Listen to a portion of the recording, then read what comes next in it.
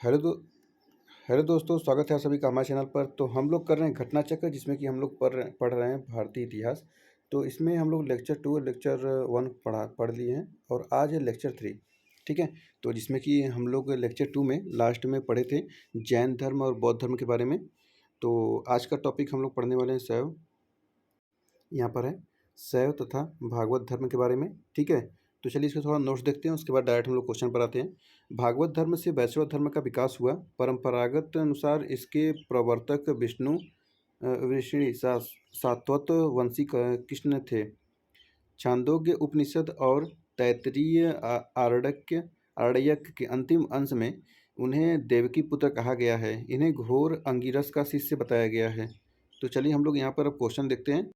तो देखिए इसमें पहला क्वेश्चन है, प्राचीन भारत के विश्वोत्पत्ति की विषयक धारणाओं के अनुसार 4 युगों के चक्र का क्रम इस प्रकार है। तो इसमें कौन सा है? तो पहले पहले था कृत और फिर क्रेता, त्रेता, फिर द्वापर, फिर कली। तो इसमें आ जाएगा ये ऑप्शन नंबर सी, कृत यानी क्रेता ही।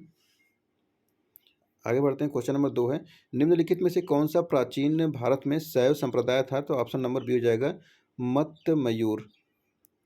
और क्वेश्चन नंबर 3 है, अर्धनारीश्वर मूर्ति में आधा शिव तथा आधा पार्वती प्रतीक है। तो कहाँ पर है? तो यह है देव और उसकी शक्ति का योग। ऑप्शन नंबर सी हो जाएगा। क्वेश्चन नंबर 4 है, नैनार कौन थे? नैनार, तो ये नैनार शैव थे। ऑप्शन नंबर ए हो जाएगा। अगला क्वेश्चन है क्वेश्चन नंबर 5, नैनार कौन थे? तो वही सेम यहाँ से शैव धर्मानुयायी।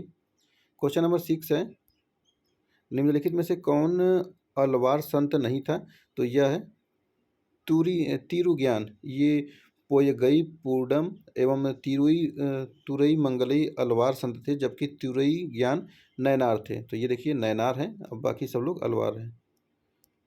आगे बढ़ते हैं।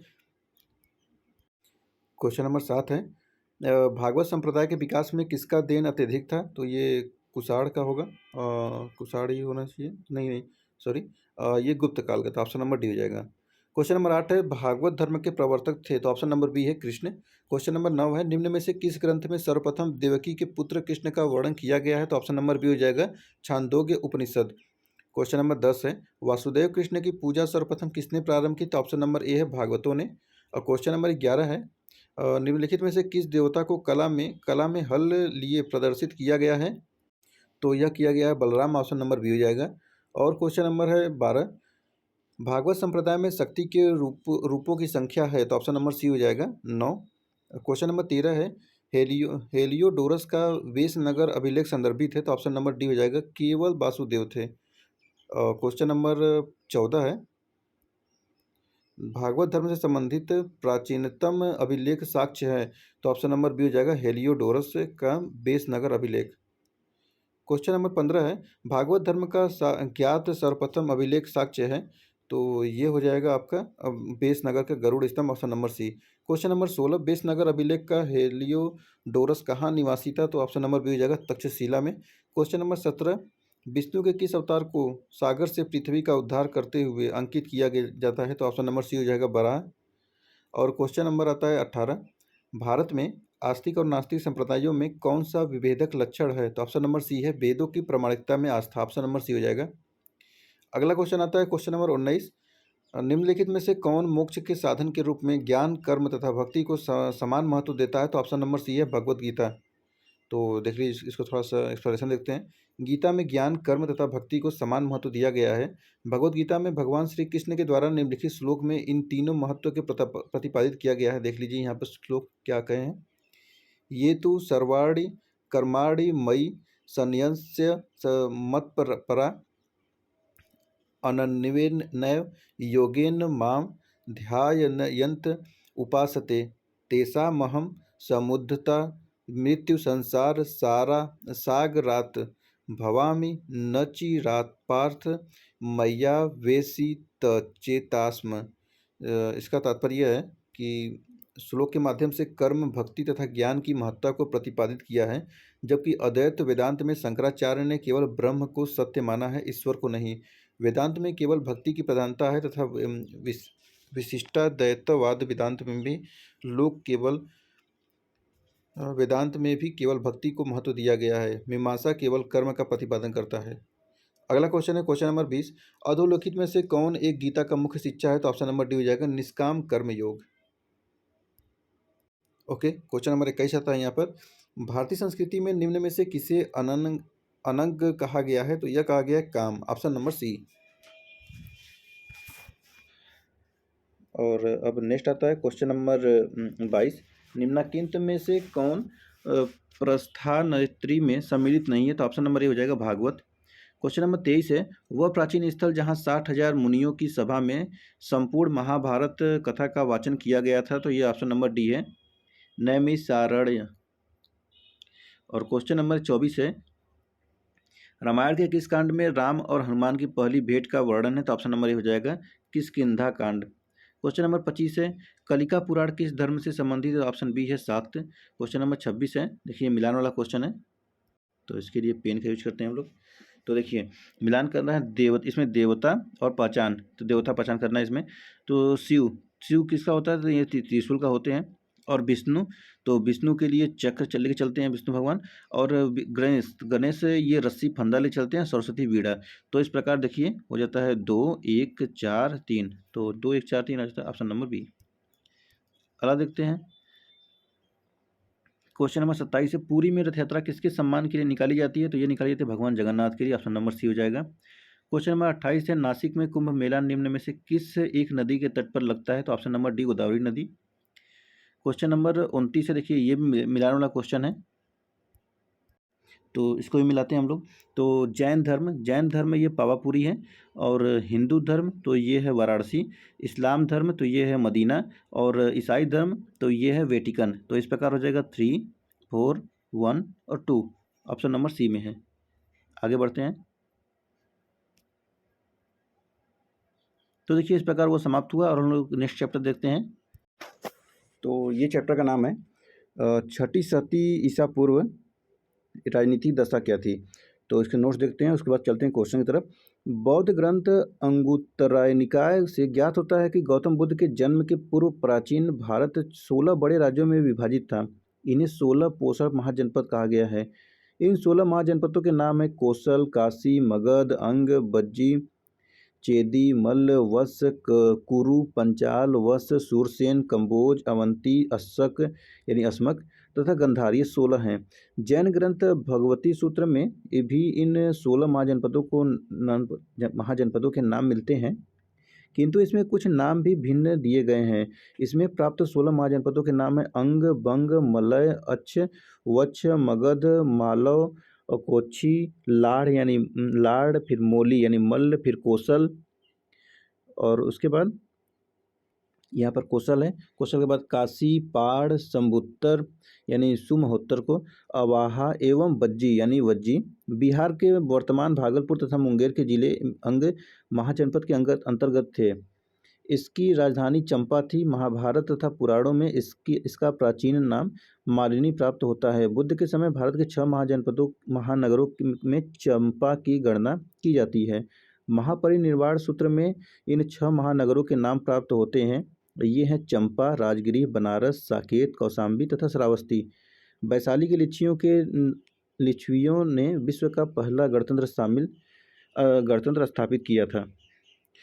सुत्त निपात में वैशाली को मगधमपुरम कहा गया है। चलिए हम लोग क्वेश्चन देखते हैं अब। तो इस पर अब में पहला क्वेश्चन है, भारत के प्राचीनतम प्राप्त सिक्के, तो यह है चांदी के सिक्के थे। क्वेश्चन नंबर 2 है, निम्नलिखित में से कौन सा सही सुमेलित नहीं है? तो ऑप्शन नंबर बी हो जाएगा कौशल और ही छत्र। क्वेश्चन नंबर 3 हो जाएगा, देखिए ये वाला भी मिलान वाला क्वेश्चन है, तो इसको मिलाते हैं। तो प्रघोत ये हो जाएगा अवंती, उदयन हो जाएंगे वत्स, और प्रसेनजीत ये हो जाएगा कौशल, और अजातशत्रु हो जाएगा मगध। तो इस प्रकार 3 2 4 1, 3 2 4 1, तो ऑप्शन नंबर सी है। आगे बढ़ते हैं। क्वेश्चन नंबर 4 है, चंड प्रघोत किस प्राचीन गणराज्य के राजा थे? तो ये थे अवंती के, ऑप्शन नंबर सी हो जाएगा।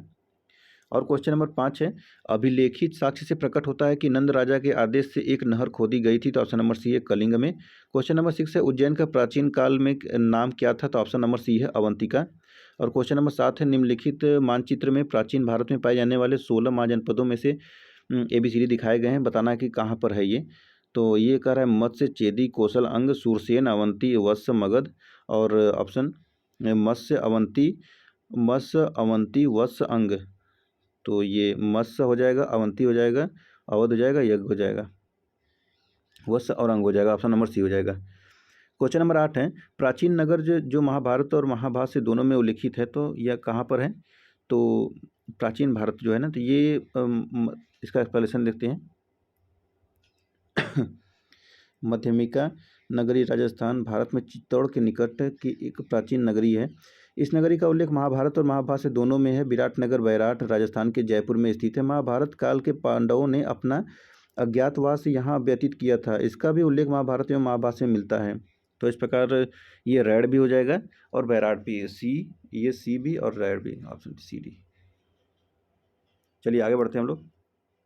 तो क्वेश्चन नंबर 9 है, पाटलिपुत्र के संस्थापक, तो ये अजातशत्रु थे, लेकिन इसमें नाम नहीं दिया है, तो ये बिंबिसार भी कह सकते हैं इसको। क्वेश्चन नंबर 10 है, मगध साम्राज्य की राजधानी पाटलिपुत्र के बारे में निम्नलिखित में से कौन सा कथन सत्य बताना इसमें है। तो पहला है, पाटलिपुत्र पूरब में गंगा नदी से एवं उत्तर में चंपा नदी से घिरा हुआ है। नहीं, ये गलत है। दूसरा है, पाटलिपुत्र उत्तर में गंगा, यानी पाटलिपुत्र उत्तर में गंगा नदी से एवं पश्चिम में सोन नदी से घिरा हुआ है। तो ये सही है। पाटलिपुत्र जो ऊपर से गंगा नदी है और नीचे से सोन नदी आती है, तो ये सही है। तो इस प्रकार ऑप्शन नंबर बी हो जाएगा इसमें, सही है ऑप्शन बी। क्वेश्चन नंबर 11 देखते हैं, पाटलिपुत्र को किस शासक ने सर्वप्रथम अपनी राजधानी बनाया। तो ये बनाया था, पाटलिपुत्र की स्थापना गंगा, सोन एवं नदी के संगम हर्यक वंशी अजातशत्रु ने की थी। अजातशत्रु का फिर नाम ही नहीं है, उदयनी और राजगिरी पाटलिपुत्र स्थापित की थी, तो इसलिए इसमें स्टार लगा दिया क्योंकि ये अजातशत्रु ने बनाया था। क्वेश्चन नंबर 12 है, निम्नलिखित में से किस राजा ने पाटलिपुत्र बसाया था। तो ऑप्शन सी है अजातशत्रु। और क्वेश्चन नंबर 13 है, किस शासक द्वारा सर्वप्रथम पाटलिपुत्र का राजधानी के रूप में चयन किया गया। तो ऑप्शन नंबर सी है उदयन द्वारा। क्वेश्चन नंबर 14 है, उदयीन वासव दत्ता की दंत कथा संबंधित है। तो ऑप्शन नंबर ये हो जाएगा उज्जैन से।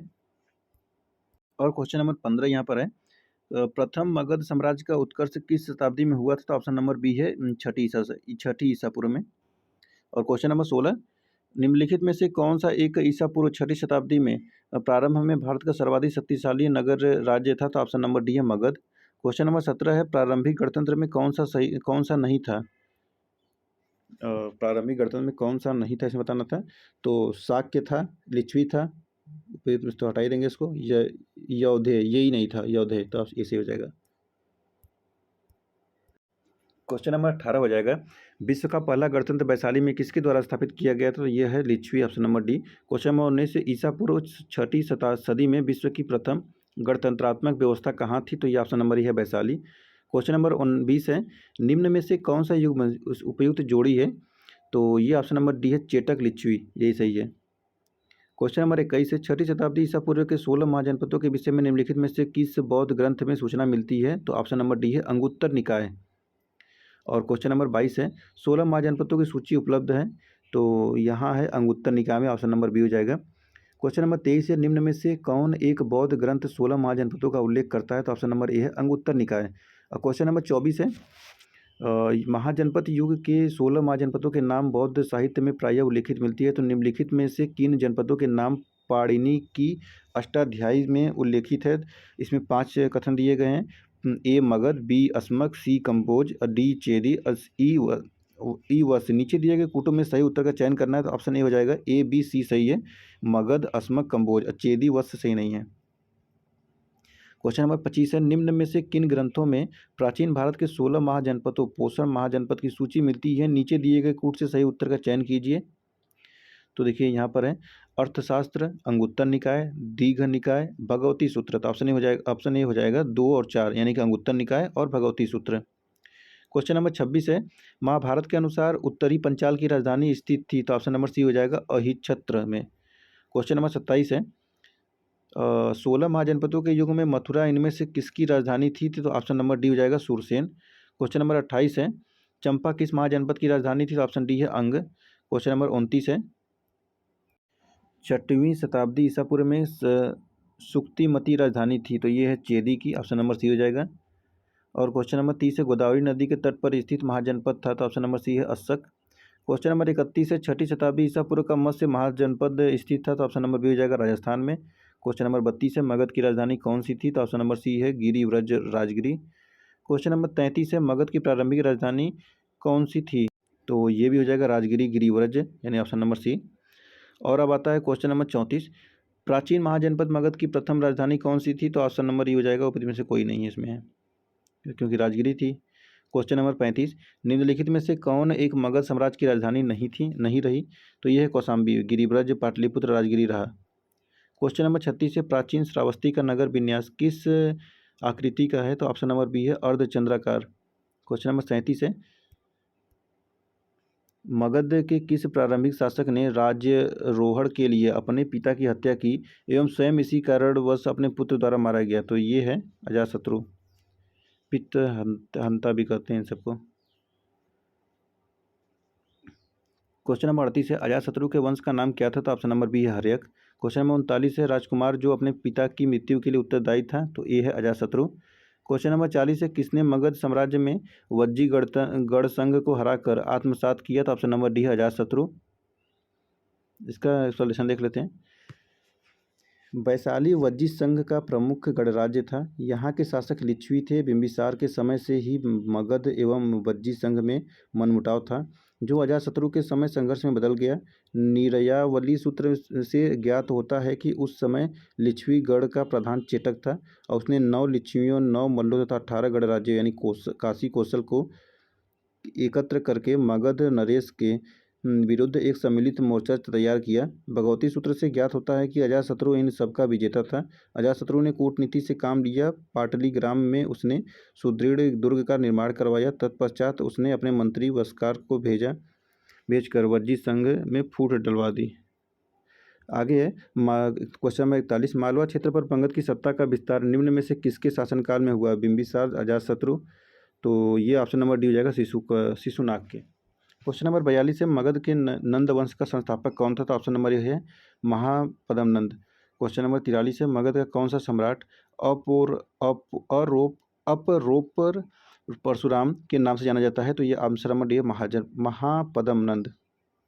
क्वेश्चन नंबर 44, वाराणसी को निम्नलिखित में से किसने अपनी द्वितीय राजधानी बनाया था, तो ये बनाया था महाजनपद की राजधानी थी, जिसे हर्यक वंश के शासक बिंबिसार ने कौशल नरेश प्रजापति के बहन की महाकौशला के साथ विवाह करके दहेज में प्राप्त हुआ था। तो इसी के साथ में अजातशत्रु के समय प्रश्नोत्ती अपनी पुत्री का वजीरा का विवाह अजातशत्रु के साथ किया था, तो अजातशत्रु होना चाहिए था, लेकिन इसको स्टार लगा हुआ है। क्वेश्चन नंबर 45 है, नंद वंश के पश्चात मगध पर किस राजवंश का शासन था, तो ये आपका था मौर्य वंश, ऑप्शन नंबर ए।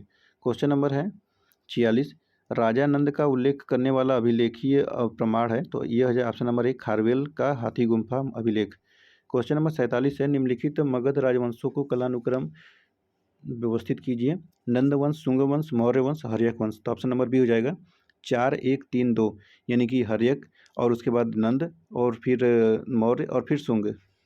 देख लीजिए यहाँ पर सॉल्यूशन, हर्यक है 544 से 412 और नंद वंश से 344 से 321 और मौर्य वंश से 321 से 184 और शुंग वंश से 184 से 75। क्वेश्चन नंबर 48 है, गौतम बुद्ध के समय का प्रसिद्ध वैद्य जीवक जिसके दरबार में संबंधित था, बिंबिसार चंद्र, तो ये बिंबिसारी है, ऑप्शन नंबर ये है। क्वेश्चन नंबर 49 है, मगध शासक बिंबिसार का चिकित्सक कौन था, तो ये जीवक था, option number C. Question number 50 है, नहीं कथन और कारण वाला क्वेश्चन है, कथन कारण नहीं है, एक्चुअली ये कथन का ही है, दोनों कथन है। कथन ए है, विश्व के सभी भागों में ईसवी पूर्व 6ठी शताब्दी एक महान धार्मिक उथल पुथल का काल था, और दूसरा है वैदिक धर्म बहुत जटिल हो चुका था, तो ऑप्शन नंबर बी हो जाएगा, ए और बी दोनों सही है। कालपी नगर किस नदी के तट पर स्थित है, यमुना, ऑप्शन नंबर बी हो जाएगा। और क्वेश्चन नंबर 52 है, तो देखिए यहाँ पर है कुरु की यहाँ पर राजधानी बताना है, तो कुरु की राजधानी इंद्रप्रस्थ, पंचाल की राजधानी अहिच्छत्र और कौशल की राजधानी साकेत और वत्स की राजधानी कौशाम्बी। तो इस प्रकार हो जाएगा 4 3 1 2, ऑप्शन नंबर बी। नेक्स्ट चलते हैं, यहाँ पर भी मिलाने वाला क्वेश्चन है, तो इसमें मिलान करते हैं हम लोग। तो मत्स्य है, मत्स्य हो जाएगा विराटनगर, और कुरु हो जाएगा इंद्रप्रस्थ, सूरसेन हो जाएगा आपका मथुरा, और अस्मक हो जाएगा पोतन। तो 3 4 1 2, 3 4 1 2 वो ऑप्शन नंबर सी में है, ऑप्शन सी में है। चलिए हम नेक्स्ट देखते हैं। तो यहाँ पर है क्वेश्चन नंबर 54 है, निम्नलिखित में से कौन सा एक सही सुमेलित नहीं है? कंबोज राजपुर हटक है, अस्मक पोतन पोटली है, सूरसेन कौशाम्बी, कौशल श्रावस्ती। तो सूरसेन गलत है, क्योंकि सूरसेन मथुरा है। क्वेश्चन नंबर 55, वर्तमान उत्तर प्रदेश में भारत के प्राचीनतम 16 महाजनपद में से कुल कितने महाजनपद स्थित है? तो ये है ऑप्शन नंबर 8, सी 8 है।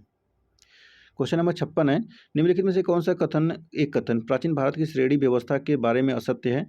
तो पहला है श्रेणी व्यापारियों और कारीगरों का संगठन था, तो पहला सही है। दूसरा है उत्पादित वस्तुओं की गुणवत्ता और कीमत संबंधित श्रेणी द्वारा निर्धारित की जाती थी, तो ये भी सही है।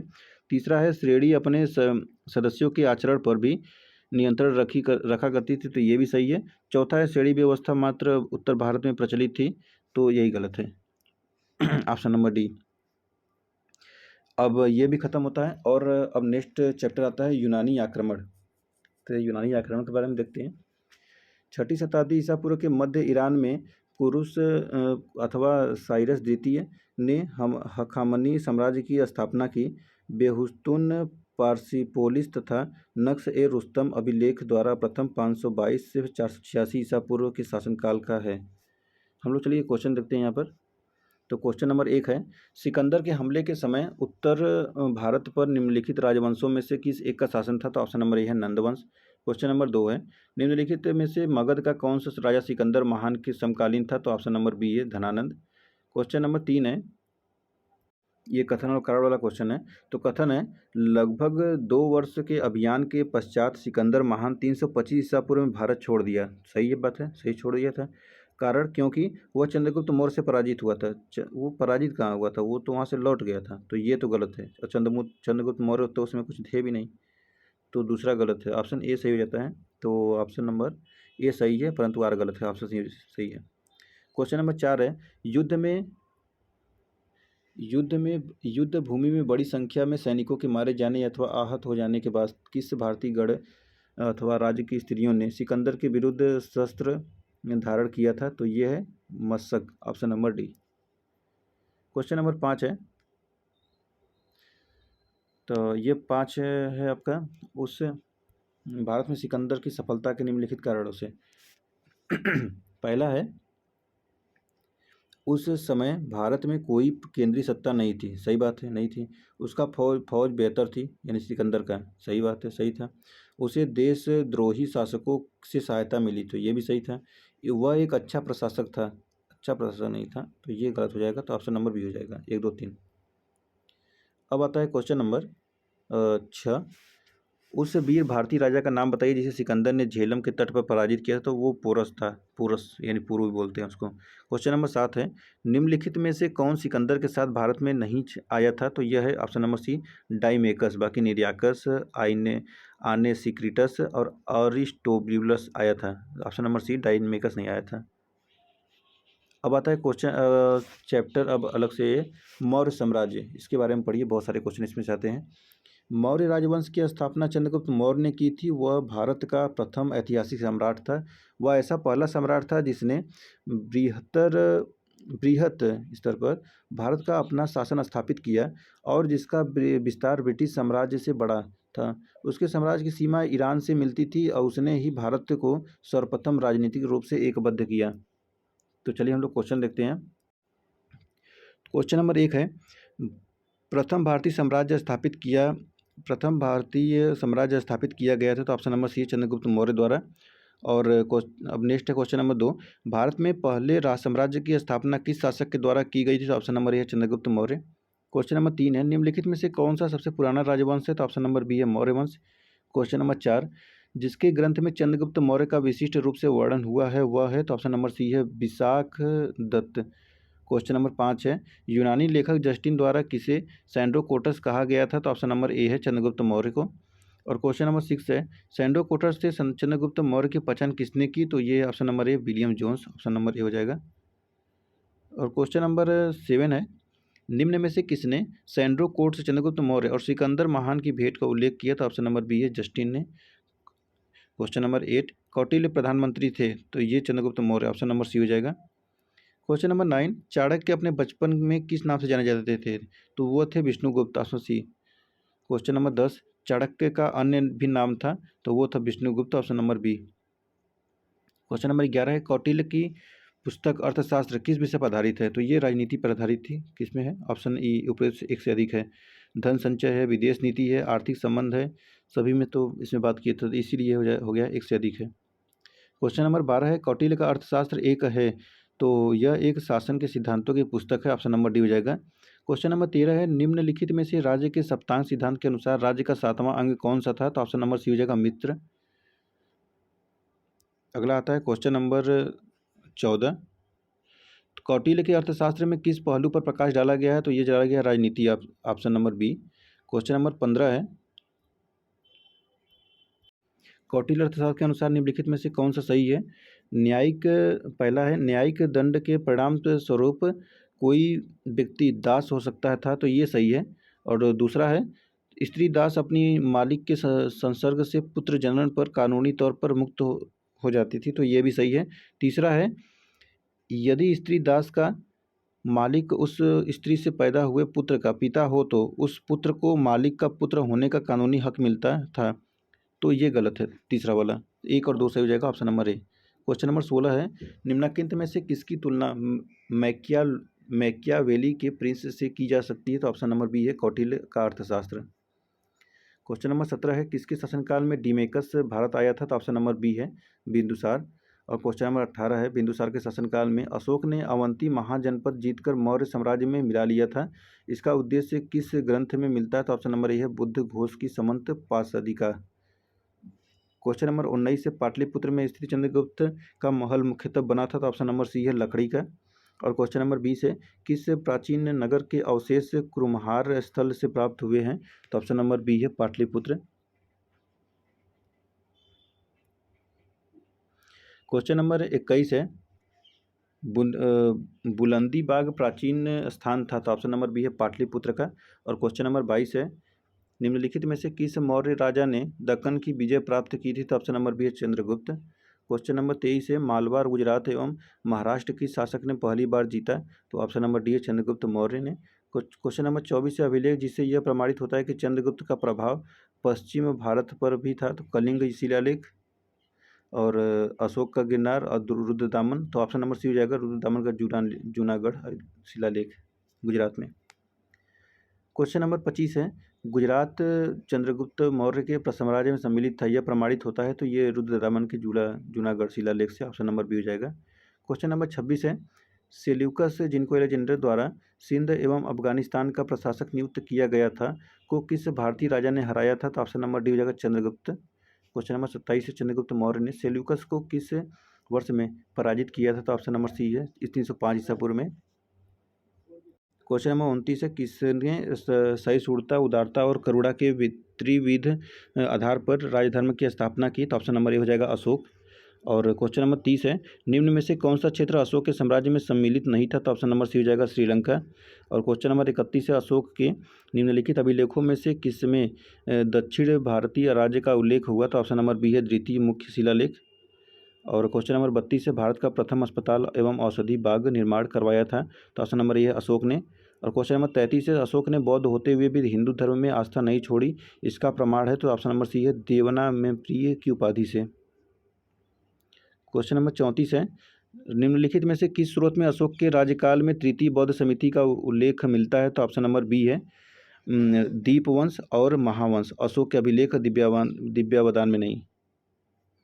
क्वेश्चन नंबर 35 है, अशोक के शासनकाल में बौद्ध सभा किस नगर में आयोजित की गई थी? तो ऑप्शन नंबर बी हो जाएगा पाटलिपुत्र में। और क्वेश्चन नंबर 36 है, निम्नलिखित में मौर्य शासक बौद्ध धर्म के अनुयायी थे? तो ये हो जाएगा अशोक और दशरथ, चंद्रगुप्त और बिंदुसार नहीं थे। तो अशोक और दशरथ थे, और 2 और 4 हो जाएगा, option number D. Question number 37 है, रज्जुक थे? तो रज्जुक एक मौर्य शासन में अधिकारी थे, ऑप्शन नंबर बी हो जाएगा।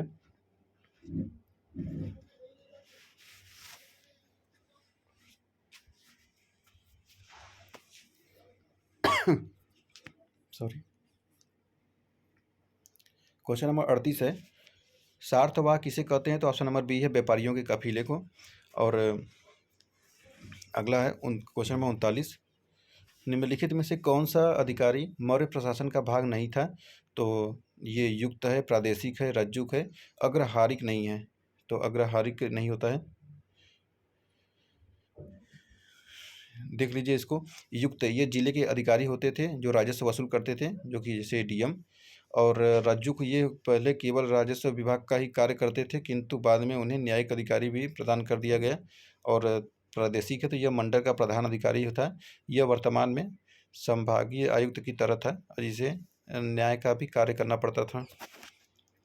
क्वेश्चन नंबर 41 है, निम्नलिखित में से किसे सर्वश्रेष्ठ स्तूप मानते हैं? तो ऑप्शन सी हो जाएगा सांची का स्तूप। क्वेश्चन नंबर 42 है, सांची का स्तूप किस शासक ने बनवाया था? तो ये बनवाया था अशोक ने, ऑप्शन नंबर बी। सांची का स्तूप किसने बनवाया था? अशोक ने बनवाया था, ऑप्शन नंबर डी।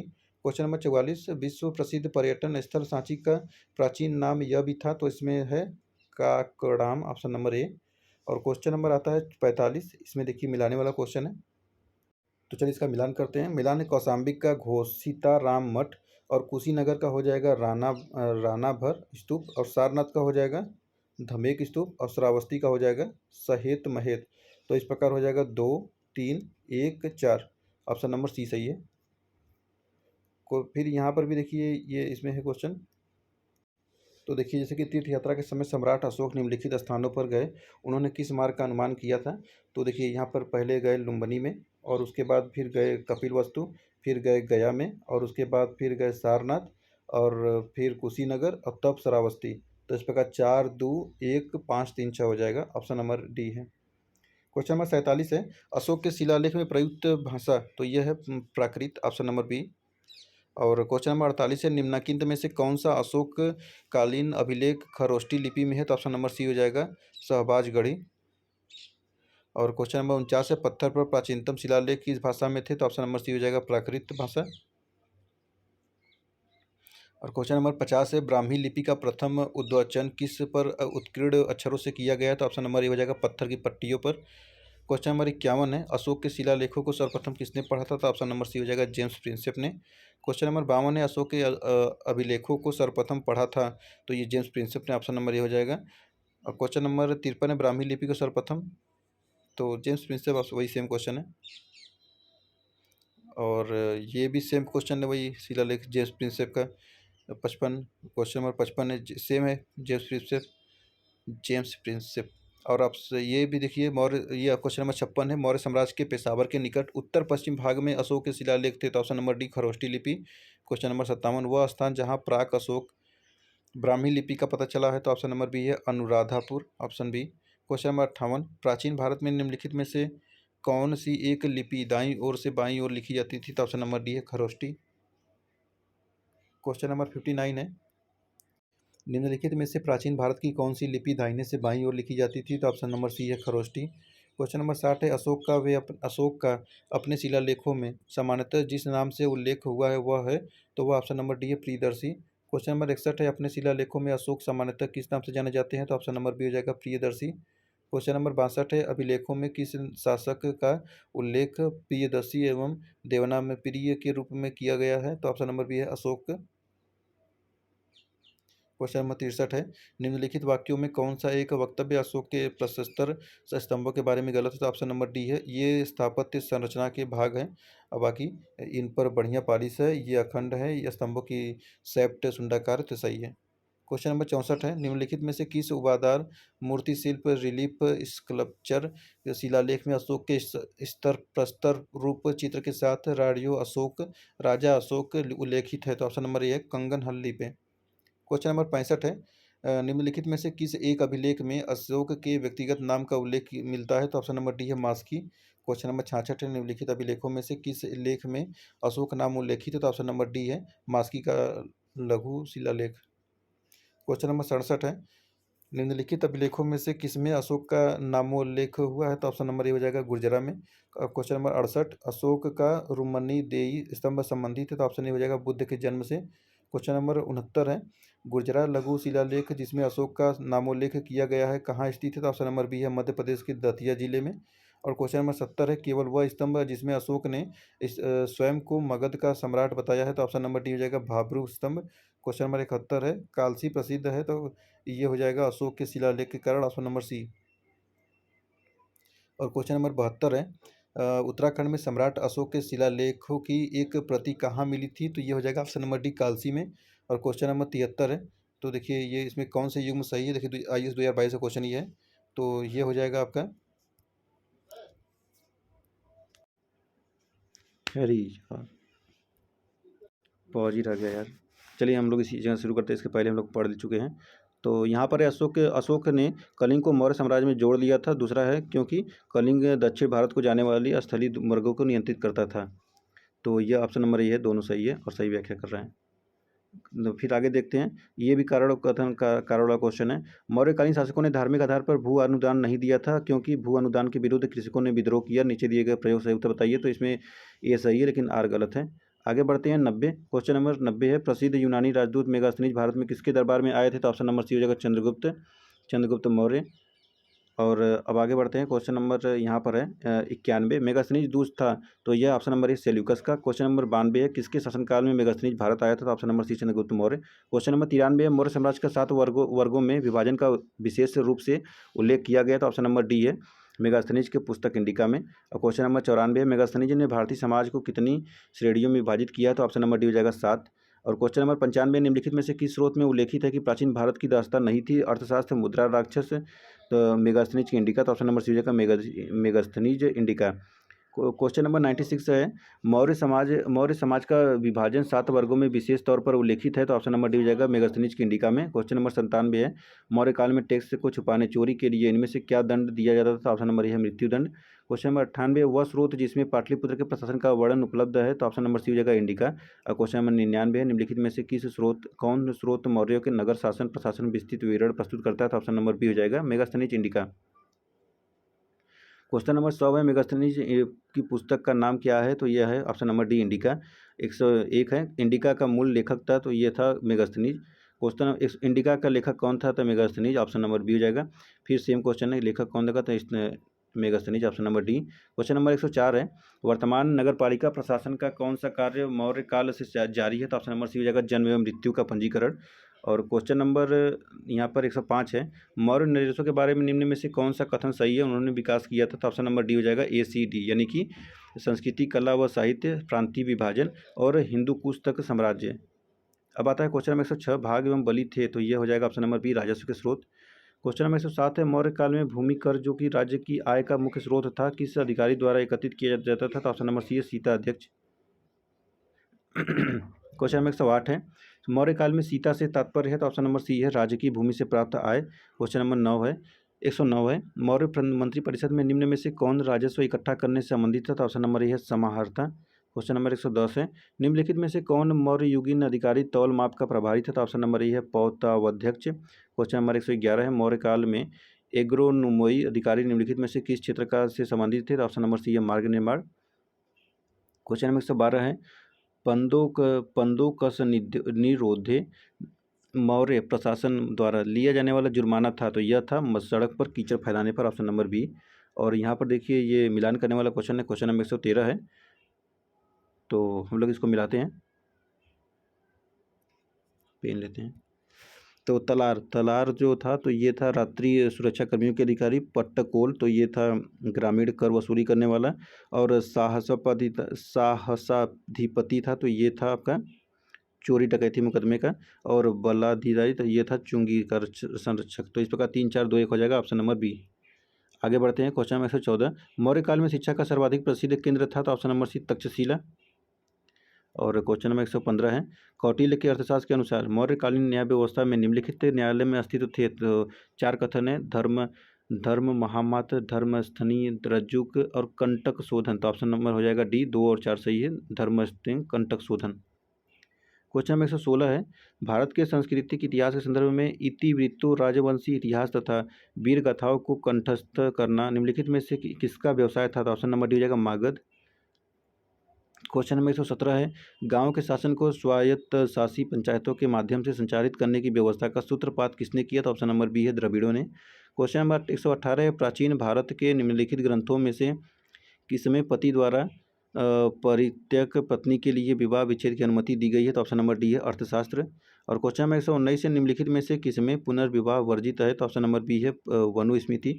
और क्वेश्चन नंबर 120 है, विदेशियों को भारतीय समाज में मनु द्वारा दिया गया सामाजिक स्तर था? तो ऑप्शन नंबर बी है वात्य क्षत्रियों का।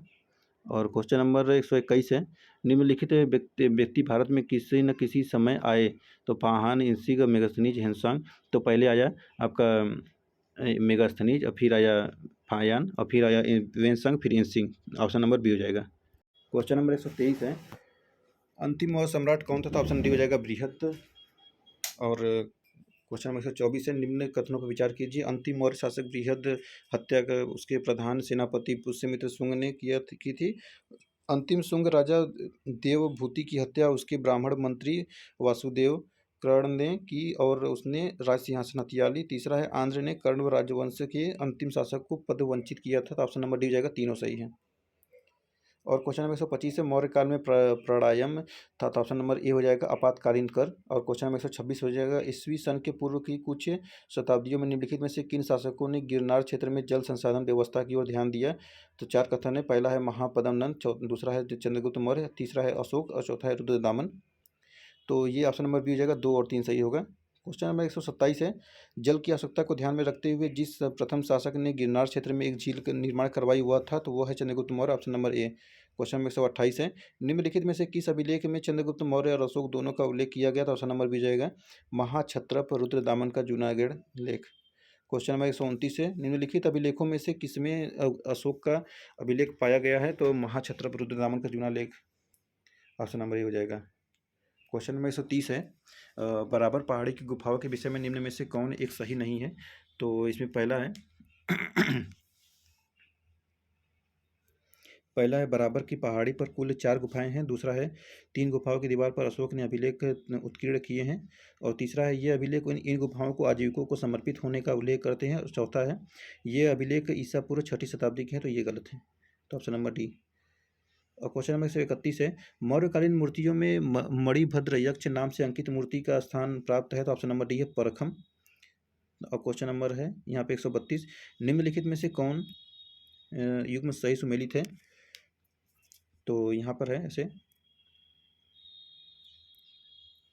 लोथल एंशियंट डाकयार्ड, सारनाथ है फर्स्ट सरमन ऑफ वृद्ध बुद्ध, और Rajgir lion capital of Ashoka, ये गलत है। और Nalanda great seat of Buddhist learning, ये सही है। तो ये हो जाएगा ऑप्शन नंबर सी, 1, 2 और 4। तो देखिए, इस प्रकार ये समाप्त हुआ है और हम लोग अब आगे पढ़ेंगे मौर्योत्तर काल। ठीक है, मौर्योत्तर काल के बारे में हम नेक्स्ट वीडियो में लग जाएगा, लेक्चर वो रहेगा 4। तो चलिए हम फिर मिलते हैं नेक्स्ट वीडियो में। धन्यवाद।